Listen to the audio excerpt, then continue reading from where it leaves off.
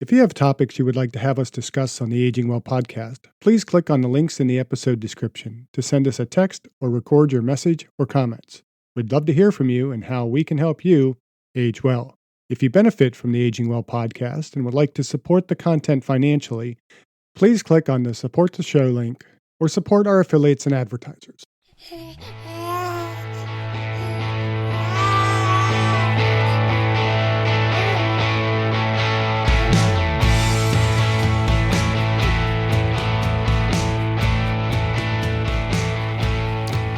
Welcome to the Aging Well podcast. I'm Jeff Armstrong here with Corbin Bruton. In this and the episodes that follow, we will share candid discussions on aging and hear from the experts.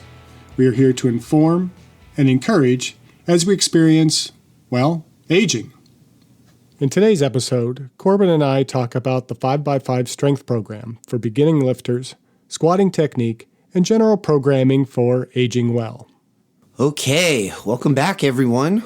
So for the start of the new year, obviously there's a few individuals that are out there and they're wanting to hit their goals, or they've fallen off the bandwagon and they're wanting to get back into shape. And a lot of questions that I personally get is, what is a good thing for me to hit my goals and stay on track? And today I would actually like to talk about a 5x5 program. So what is a 5x5 program? A 5x5 program is a workout with heavy weights of compound movements, specifically squats, bench press, deadlift, an overhead press, and rows. Let's talk about an actual 5x5 program, the benefits of it, an ideal format of a 5x5 program.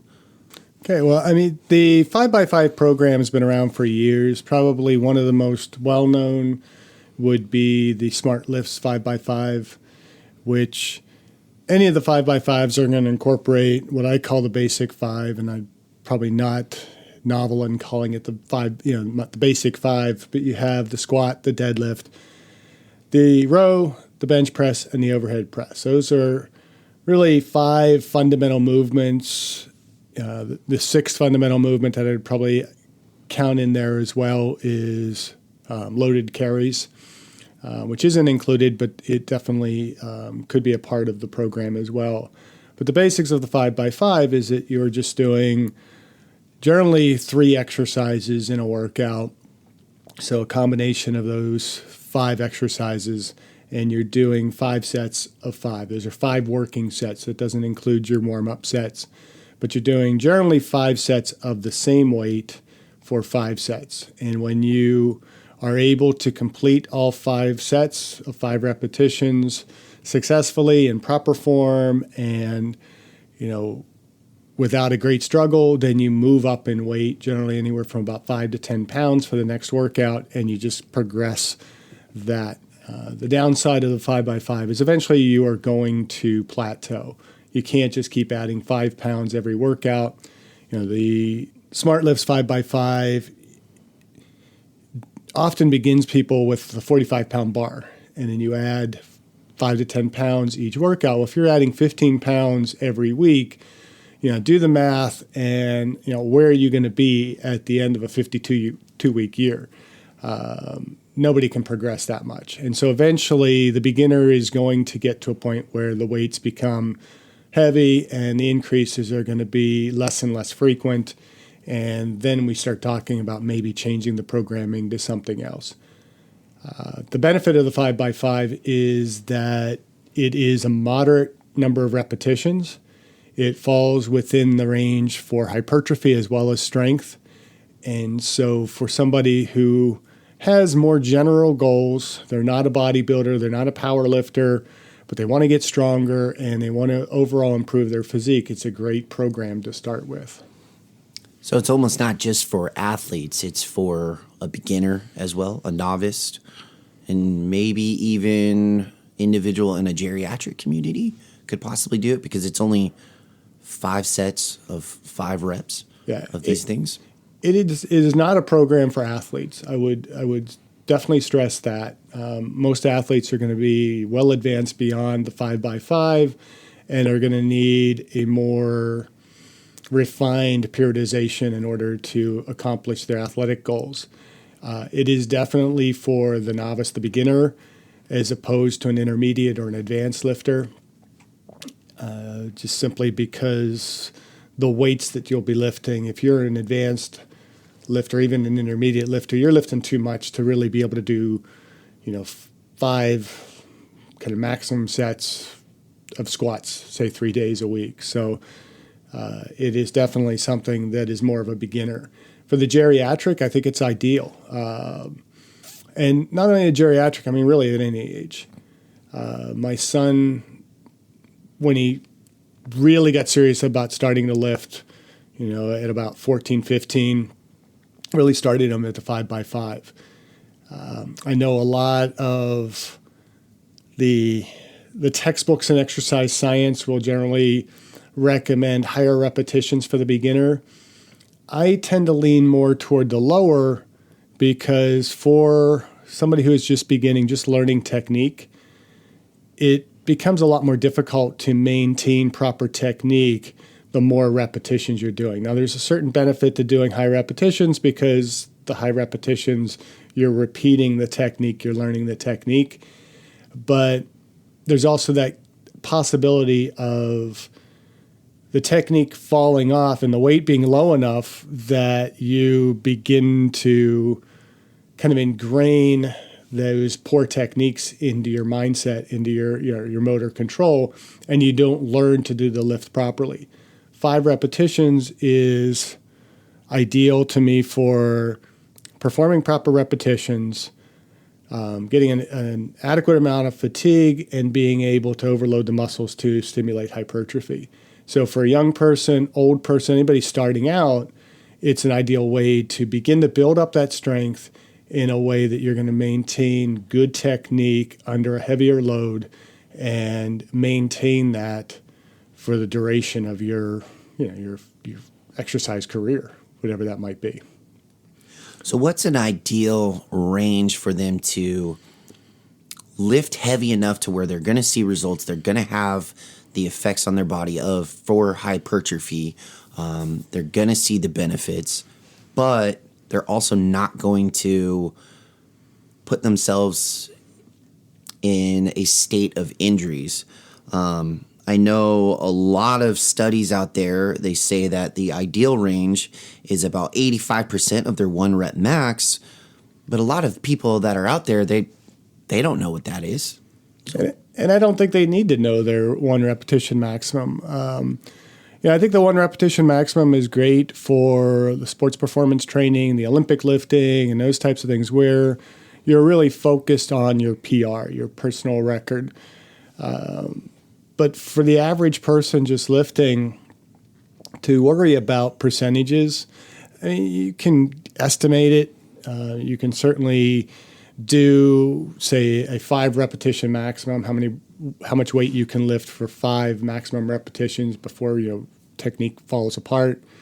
And there are countless different sites on the internet where you can go to estimate your 1 repetition maximum. When you do a 1 repetition maximum, you need a spotter there who is qualified to make sure that you're not going to hurt yourself and drop the weight on yourself. There is an increased risk of injury. And as a novice, beginner, or an older person, do we really need to risk injury to prove how much we can bench or squat or deadlift or whatever? So the 1RM isn't necessary, which means coming up with a percentage isn't necessary as well.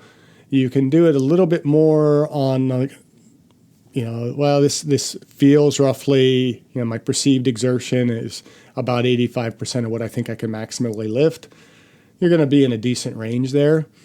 But for something like the 5x5, your goal is to complete 5 repetitions. And if you can do that and you're struggling a little bit on that last set, you're at the weight that you should be, whether that's 80%, 85%, 82%, whatever it might be. It's an adequate resistance to overload the muscle. And so a lot of times I'll talk in terms of repetitions in the tank. that we're not always going to maximum failure. And really, particularly as we're aging and as we're beginning weightlifters, going to complete failure when you're doing multiple sets is both unsafe and sometimes counterproductive. So I would recommend just, trying to keep about 0 to say 2 or 3 repetitions in the tank, meaning that we can still do a couple more if we really pushed it out. And if you feel like you've done your 5 sets and on that last set you maybe could have squeaked out one more repetition, it's probably time to move up. If you get to that last set and you get the last rep up, but it's a real struggle and your form is starting to break down a little bit, it may not be wise to necessarily go up in weight the next time. If you feel like I've done that 5 sets of 5 repetitions and I probably could have cranked out, 5 more repetitions on that last set, then you probably need to move it up a little bit more than just 5 pounds the next workout.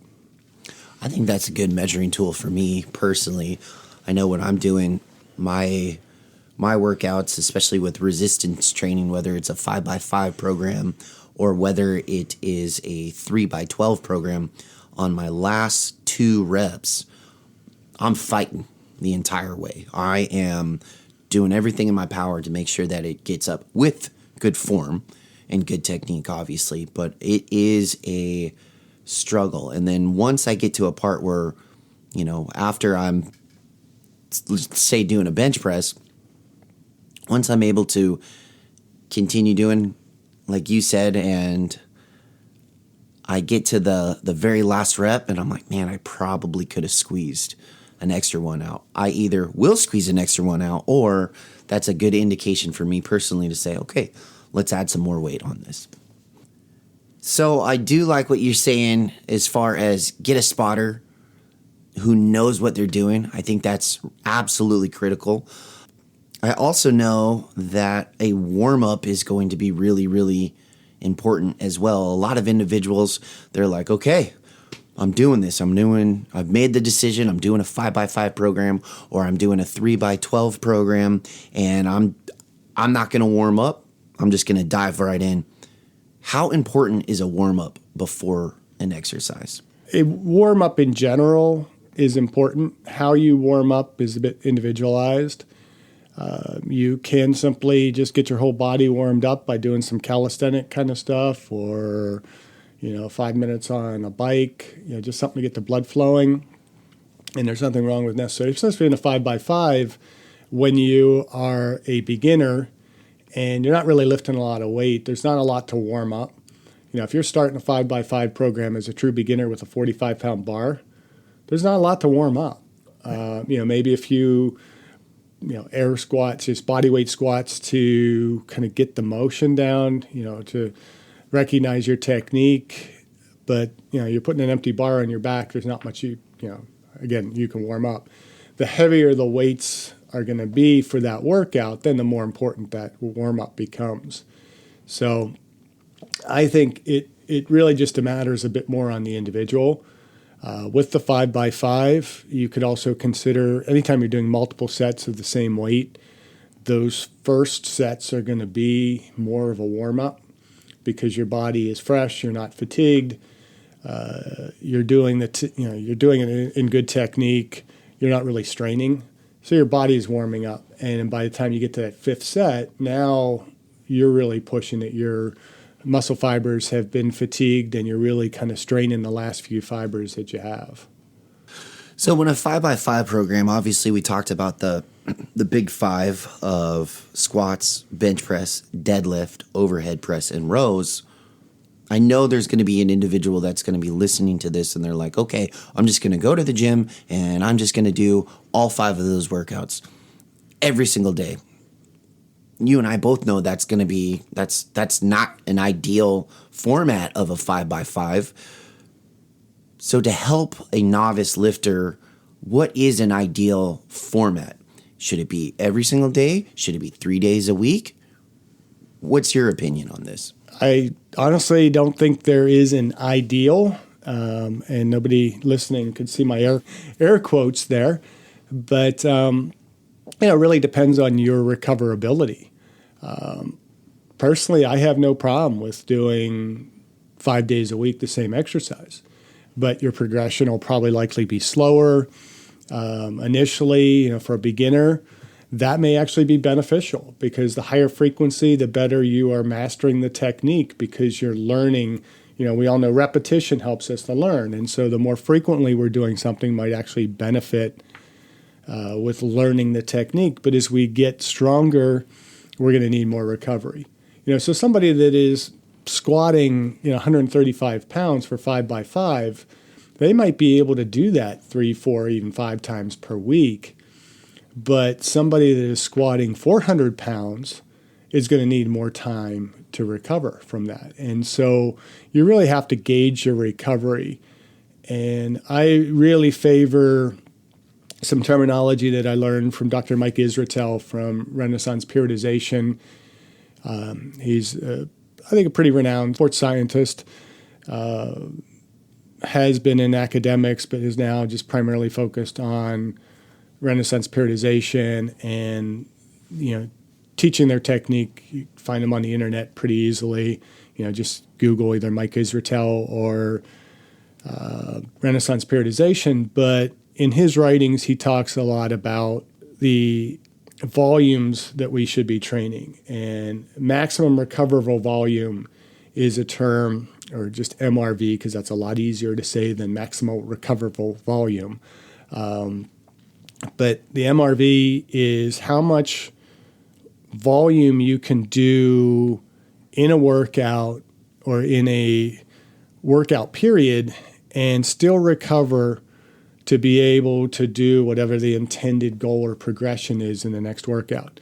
And so if I can bench 225 pounds for 5 sets of 5 on Monday, and if I can come in on Tuesday and do a little bit more, come in on Wednesday and do a little bit more, I'm recovering. I'm fine to be doing that.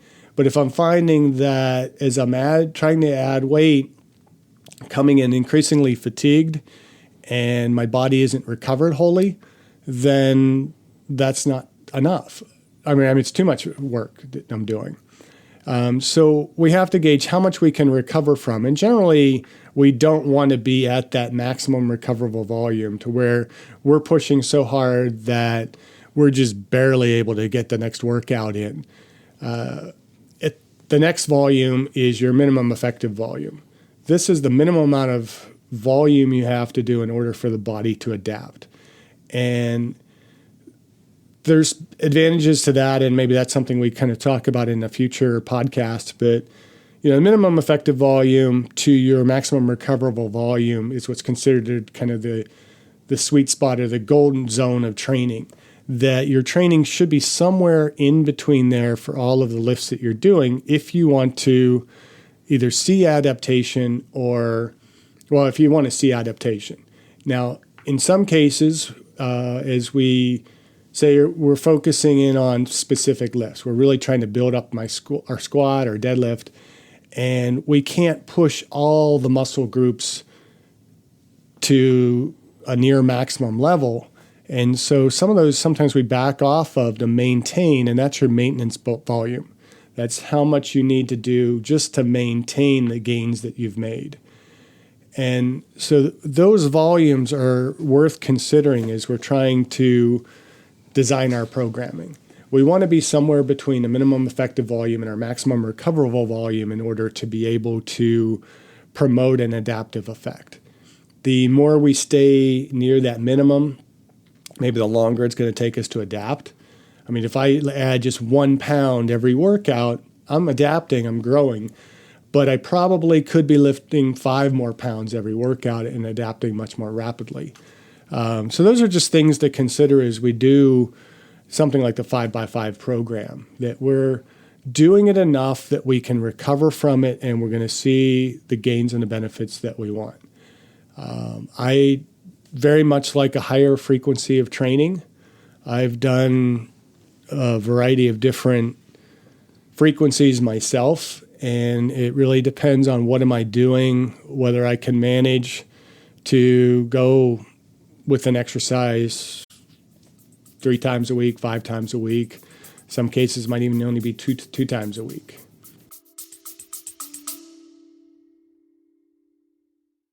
I discussed my epigenetics test with True Diagnostic co-founder Hannah Wendt in episode 162. Epigenetic testing measures baseline and changes in your pace of aging, giving you the power to steer your anti-aging or health and wellness journey in the right direction. I learned that I am aging well. Click on the affiliate link in the episode description, use the promo code AGEWELL, and receive a 12% discount on your epigenetics test and monitor your pace of aging. So you mentioned squats, and we mentioned form and technique. As far as the squats go, as far as lifting heavy and allowing your body to adapt and seeing that progress, me personally, I'm more of a low bar squat individual. I think as far as low bars go, I think you can get a lot more weight on there. I think your form and technique is more ideal. I think it stabilizes your core. I think you're going to be engaging everything. And the most important part is when it comes to a low bar, I think it takes a ton of pressure off of the spine. I do have one of my closest friends. They were all about the high bar squat. They were like, no, man, high bar is the way to go. I can get lower in a high bar. I know each individual's body is different, but I do think when we're jumping into a 5x5 program or any program where you're lifting heavy and hard, I do think that technique is extremely important. It will prevent us from having injuries. In your honest opinion, being a exercise physiologist, when it comes to the realm of squats, is it more beneficial to do a high bar, or is it more beneficial to do a low bar? I think it's most beneficial to squat. I think, you get into this whole high bar, low bar, ass to grass, half squat, quarter squat argument. You're just wasting breath. You're just wasting energy. I think, you put the bar where it feels most comfortable. I can't even tell you whether I do a high bar or low bar squat. I have a position on my back where, the bar fits comfortably. If I go higher, I have a very protrusive C7, spinous process. And the bar is going to, and it already rubs on that. I got, kind of a callus point there where the bar rubs. If I go higher, it's going to hurt like heck because it's hitting on that bony protrusion. If I go lower, I just can't stabilize the bar. So I can't honestly tell you whether I do high bar or low bar. I say just kind of find where the bar fits comfortably and position your feet, starting at about shoulder width apart, drop down into a primal squat position, a position where you could sit and our bodies are well designed to be in a deep squat position, but that position is very different from individual to individual. So when you get into the varying body proportions, I'm 6'5", very long legs. I'm going to squat differently than somebody who's 6'5" with really short legs and a very, really long torso. But it doesn't matter.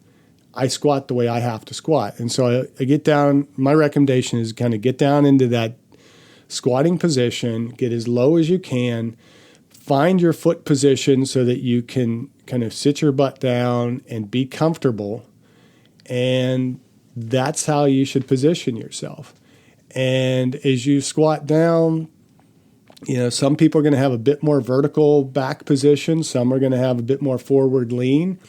But you want to be able to get through that full range of motion, your full range of motion, as best as possible. And don't worry about where the bar is positioned or, how your back is positioned. As long as your vertebral column is braced and stable, and by bracing we just mean you're maintaining that normal curvature of your spine by bringing in a lot of air into your belly and getting really tight, maybe wearing a belt. Although if you're just starting a 5x5, I don't recommend wearing a belt because you want to strengthen your core muscles.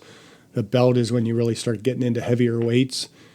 But being able to brace that spine, hold it in a stable position, then you're only flexing at the hip joint. And so the degree to which you flex is going to depend upon how your body has to move at the hip joint, the knee joint, and the ankle joint in order for you to get down into your full range of motion squat position.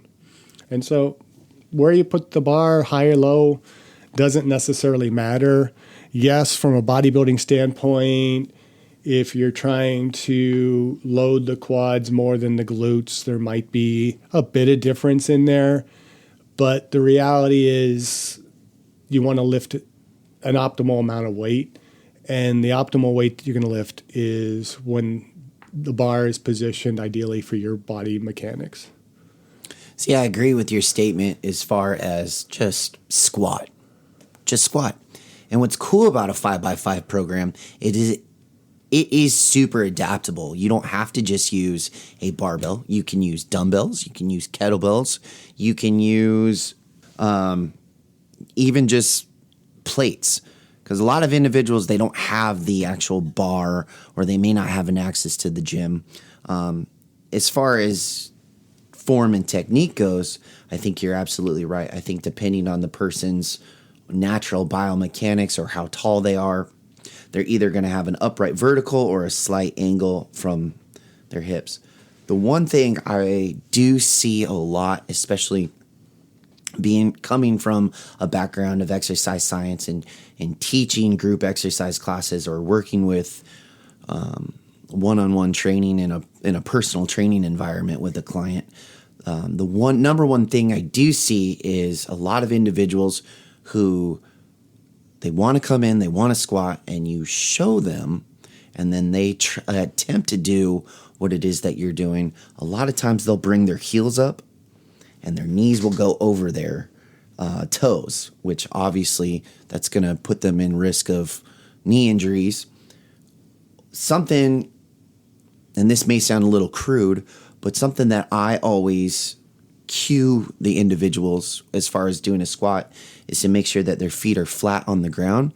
And I tell them, I say, pretend that you're in the woods and you have to go to the restroom and you don't want to poop on your shoes.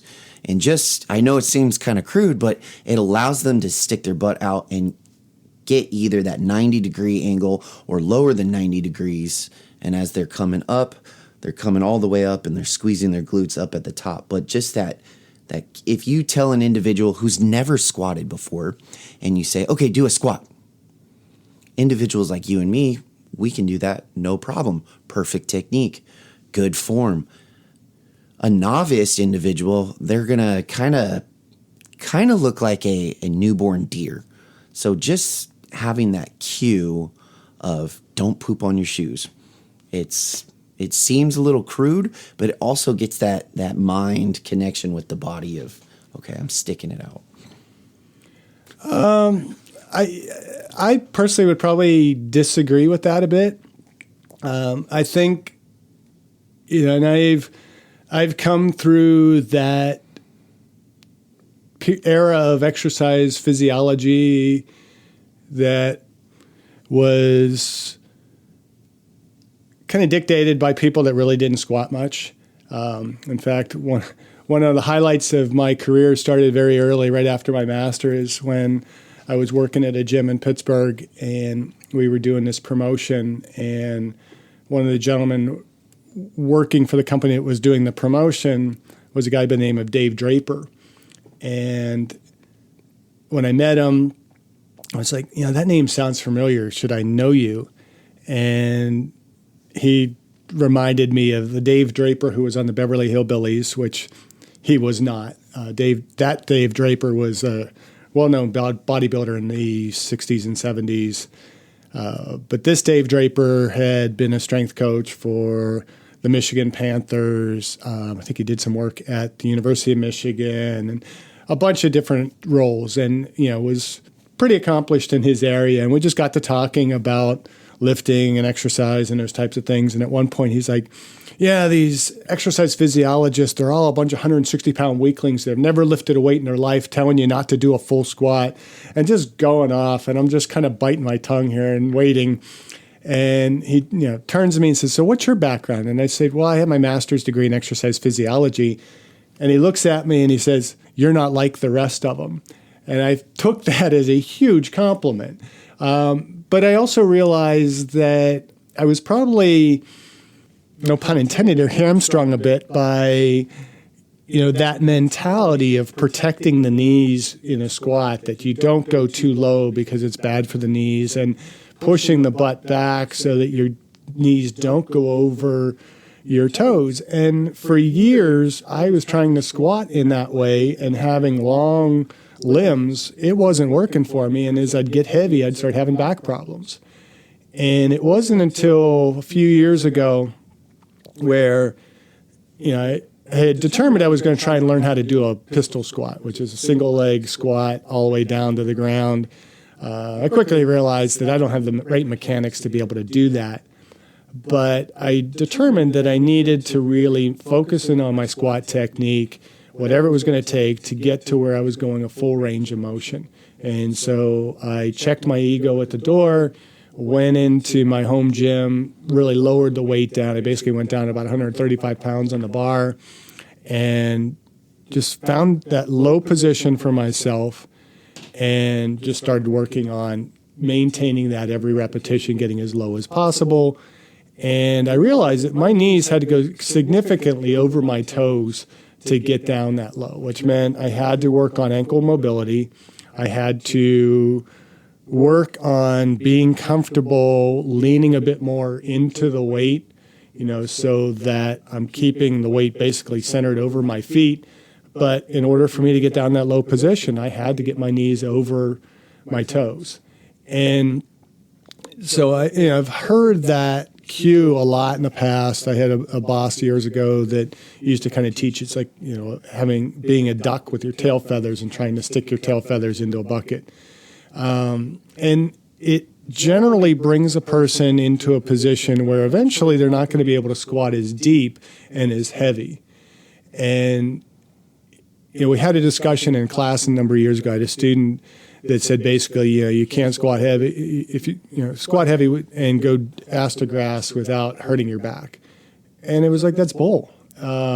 If you're getting hurt squatting, it's because you're squatting with too much weight or poor technique, generally both. But if you find that position for yourself that you can get low and get low comfortably, it's going to be very different. Your shin position is going to be different. Your back angle is going to be different, but that is your squat position. And so I think for somebody, just get down into that squat position, find where your feet need to be positioned widthwise as well as your toe angle, because you'll hear cues sometimes, your toes should be 15 degrees, 30 degrees, everybody has a different angle, and it's generally what works for that individual, that person that's coaching them, not realizing that the person that they are coaching has very different, hip mechanics and ankle mechanics and so on. I've had dancing students in the past that you can tell a dancer because they stand, their toes are pointing out almost 90 degrees out to the side. They have to squat probably a very different position than others. For me, it seems like it would be highly inefficient, but I am much better squatting with my feet just about shoulder width apart, my toes pointed out slightly, but, almost going my knees almost straight forward. I cannot do a really wide squat. It just doesn't work for me. A wide position and my toes really far out. So having somebody get into that position where they squat down, they find what's comfortable, and say, okay, now stand up and squat down here. Do that repeatedly, find that position. And once they are doing that, then they have kind of got the basic mechanics. If the back kind of has difficulty figuring out where it needs to be, you need to load them up a little bit. They need a little bit of load to be able to kind of find where that proper brace and back position will be. But other than that, I think, it's just a matter of finding what works for them and then teaching them to consistently do that same movement no matter how much weight you have on there. So if I start a 5x5 program with a 45-pound bar on my back and I progress that to where I'm squatting 300 pounds, I should be squatting identically with 300 pounds on my back as I would with a 45-pound bar on my back. I'm so glad we're talking about this because I remember when I was getting certified to be a personal trainer, I remember they would teach us these techniques to use those cues, and they said at one point in time, this is back in 2012, when I was getting certified with ACSM, and I had to take the test, and that it was not ideal for us to cue people to go below 90 degrees. And there's so much more research that's out there that it's so much beneficial for the knee and for the individual to go below 90 degrees and to get that ass to grass. And if you think about it, the squat is really our very first exercise that we've ever done. Even when we're little, we're learning how to walk. If you see little kids, their butt is down to their heels, and then they just kind of squat or stand up. And so I think it's really fascinating that you, with your doctorates, are saying just get low, try and get below 90. It actually will benefit your knees. It'll loosen up your hips. Thank you, because I do know that there are a lot of trainers out there that also believe exactly what you're saying, but unfortunately with their certification, they cannot give those particular cues unless they have a specific, I believe it's a specific type of performance training. So I'm really glad that we're talking about getting lower than 90 degrees and just getting low and having the effects on the body. Yeah, and you talked about the heels coming up, and I think it's common also for people to try and correct those heels coming up by just simply putting a wedge underneath the heels or putting a weight underneath to raise the heels up. And I think that tends to defeat the purpose as well, because you're compensating for some other inadequacy. And so the better thing is to work on that ankle mobility. And there's a lot of different techniques that you can do in order to improve the dorsiflexion at the ankle. And, much of that you visually can't do on an audio podcast, but, I would, definitely recommend people just kind of Googling on it, increasing ankle mobility. It's really just a matter of maybe using some bands to pull the tibia anteriorly, toward the toes, so that you open up that ankle joint so that it can flex more. And as you begin to stretch that all out, you're going to be able to go deeper and deeper and deeper. And sometimes the weight itself helps us to go a little bit deeper into that position. It may take warming up, getting down into as low of an ankle position as you can, and really just kind of focusing in on opening up that ankle joint, as well as the hip joint, so that you can, maintain that greater mobility. But I would say, there's no harm in, again, checking the ego and going as light as possible, getting that full form, and then progressing from there. Because if you have some level of strength, you're going to rebuild that strength and really you're not rebuilding any strength. You're just using the muscles properly to be able to go low. You could squat 400 pounds going a quarter of the way down, but you might only be able to do 135 pounds the whole way down.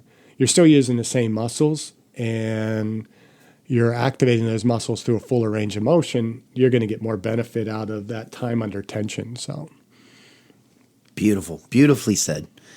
Going back to the 5x5 program, I actually Before I came here, I looked up an article that was written by a certified personal trainer who has their degree in kinesiology, and his name is Tyler Reed.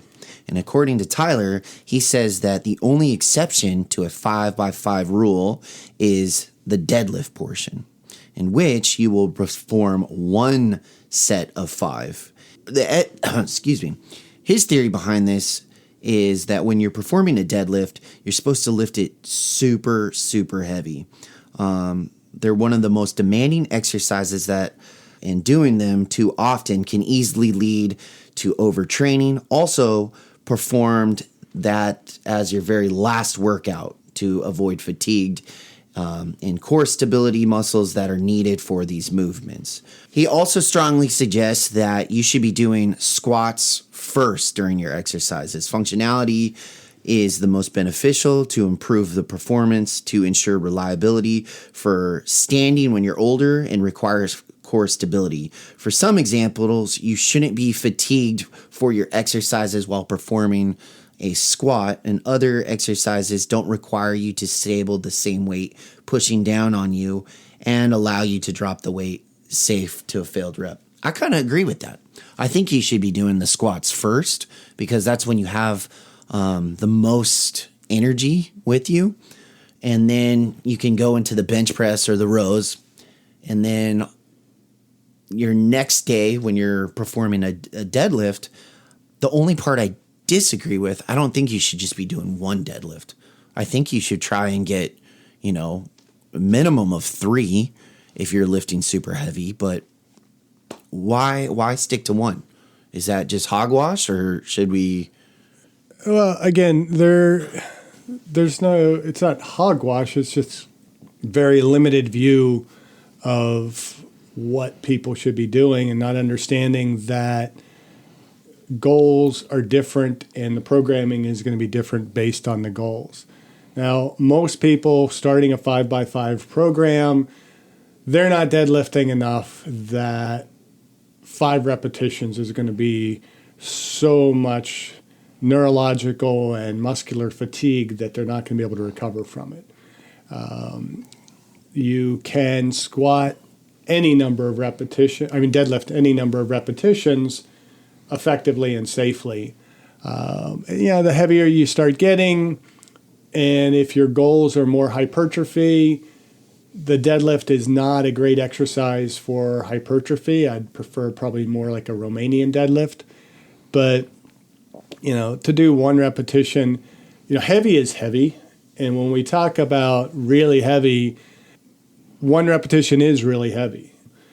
12 repetitions is less heavy when you look at the total amount of weight being lifted.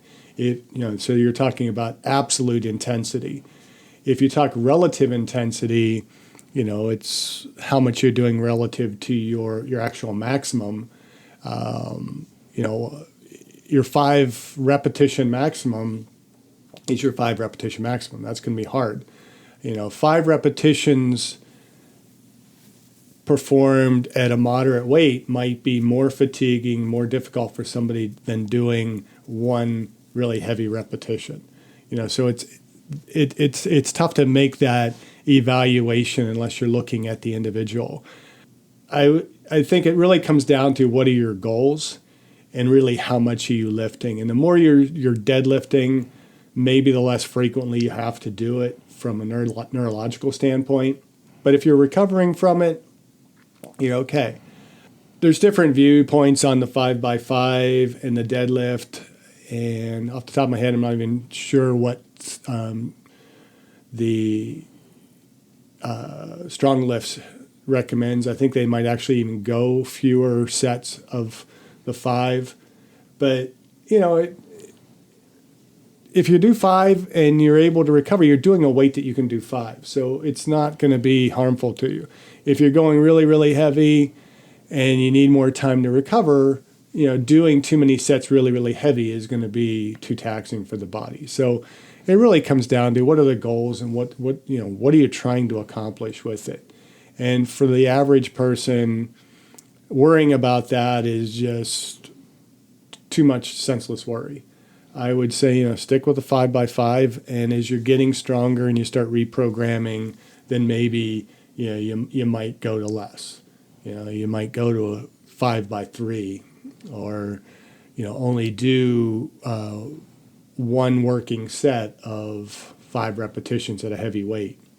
I'd have to go back to what all you said with the article there, but I think there's some logic in there, but I think it's also, it's too nuanced to just make absolute statements when it comes to that. Right.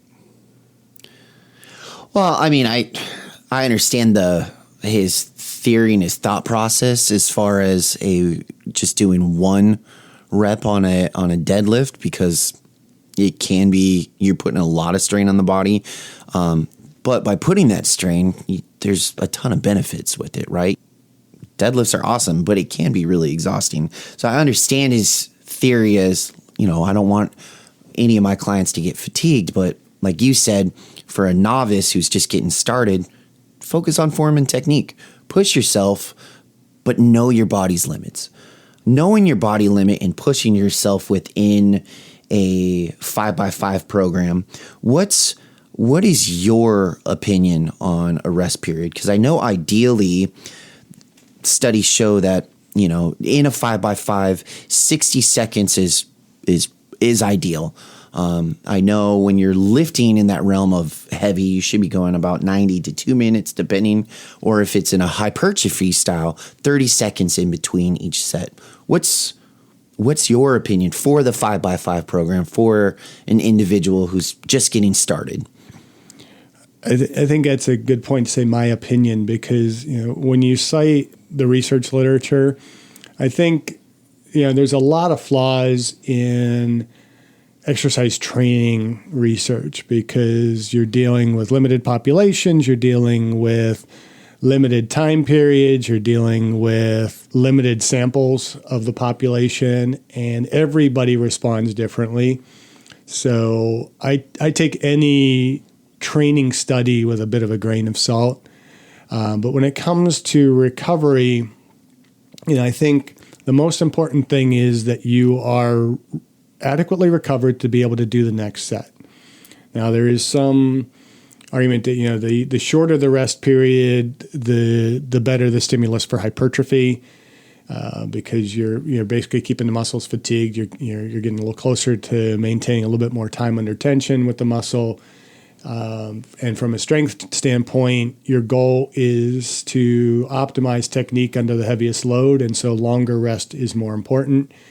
So anywhere from probably a 30 to 60 second recovery period up to about 3 to 5 minutes is going to be an appropriate rest level. The longer you're using time to recover is, in my opinion, for most of us who are just lifting for general fitness, general strength, and not lifting for maximal performance from an athletic standpoint. We're not power lifters, we're not Olympic lifters. If you're if you're taking 3 to 5 minutes to recover between sets, your workout has extended dramatically, and most of us don't have that much time to contribute to exercise. I mean, one of the biggest excuses that people have for not working out is they don't have time. So if you don't have time, then why the hell are you doing 3 to 5 minute rests between sets? Make it shorter, do supersets, those types of things, because obviously with the short amount of time that you're able to commit to working out, you're not going to have those huge results that are going to come where you're going to need to recover for 3 to 5 minutes. Well, I also think that's why a 5x5 program is a good thing to talk about for individuals that are just getting started. Is you don't need that much time. Give yourself 3 days a week or 5 days a week. Like you said, it really doesn't matter. Just get moving. Give yourself that time frame. Get your exercises in and go from there. Yeah, and I mean, that can be any program. I mean, I could give you thousands of programs that can be accomplished in 3 days a week, 5 days a week, whatever. I am a huge proponent of breaking up the workouts into smaller, more frequent training sessions, because that removes a lot more of the excuses that we might have. I actually prefer 2 workouts a day, 6 days a week is my ideal, because if I miss something, if I can't get up early in the morning or something comes up that I can't do a morning workout, I have the afternoon to kind of do something. Or, if I usually put my weights in the morning because that's more my priority. Cardio tends to go in the afternoons. And if I miss that cardio workout, it's not such a big deal, or I can shorten it up. And so the goal is to do something, and to do something frequently enough to get benefit from it, and do it at an intensity high enough to do it. And so if all you can do is 3 times a week, the 5x5 program can be done in probably less than 40 minutes, which is probably ideal for strength and hypertrophy gains anyhow for most people, unless you're a bodybuilder. So, do what you can do in the time frame that you have available, and then build towards being able to do more so that we can see better gains over time. So what's your opinion on a deloading phase? Because I know that the benefits of a light week is to help prevent fatigue. And I do believe that the studies show that during your light week, you're going to want to drop your weight by 50% and then slowly increase after that. What's your opinion on a deloading phase? Deloads, there's a lot of different approaches to deloads. And I think when you're taking off that whole week where you're going down to 50% or less load, that's generally when you are in a more intermediate to advanced level. I think a lot of the beginners don't necessarily need to do a full-out deload because they just haven't stressed the body enough to require that. But it is a bit more optimal to probably anywhere from about every 4 to 6 or 8 weeks to decrease the load or change the load a little bit more. So if you are doing, 5x5, 5x5, generally you're going to progress that until you kind of plateau. But when you get to the point where you're able to kind of be hitting that maximum recoverable volume and you need time for your body to recover, the whole point of the maximum recoverable volume, you exceed that a little bit, you overreach, your body's going to need a little bit more time to adapt from that. And so we progress the program over, say, a 4-week period where we start a little closer to the minimum effective volume. Every session, every workout, we're adding a little bit more load to where by the time we get to the end of the cycle, it's a bit harder to recover from that. Then we use the deload to allow the body to more adequately recover. During that period of time, we could be doing other things that maybe we're in a bit more of a deficit. Maybe you need to work on exercises that might improve some of the hip mobility, hip strength, or rotator cuff strength, or different things like that. There's a lot of different things that you can incorporate into your deload weeks to keep them still productive. But in some cases, it may just be a matter of, after that 4 weeks, changing the nature of the training that you do. And I can't recall off the top of my head the phrase that Charles Stanley uses for it, but I think it's fatigue specificity is what he talks about, is that our bodies become overly fatigued to a specific stimulus. And so if we change that stimulus and, so maybe we're changing the reps, so rather than doing 5 reps, we go to a 10 repetition load. Well, you don't necessarily have to deload from that because you're starting your 10 reps at a more moderate load that your body's able to adequately recover from. You're using the muscle fibers and your neurons a little bit differently, and then you progress with that. And so, a deload may just simply be a shift in the programming to where now you go to a different rep scheme or different intensity, and drop that down closer to its minimum effective volume, and then progressing up again. So I think a deload is important. It becomes a lot more important the more advanced we become in our training. Well said. last thing I just kind of want to talk about as far as the recovery phase, and that is sleep. I think that sleep is completely underrated. I think that we don't get enough of it, whether you're a beginner, whether it's just life hits you, whether you're a senior citizen. I just think that sleep is our number one tool in order to help the body fully recover. And it's kind of overlooked.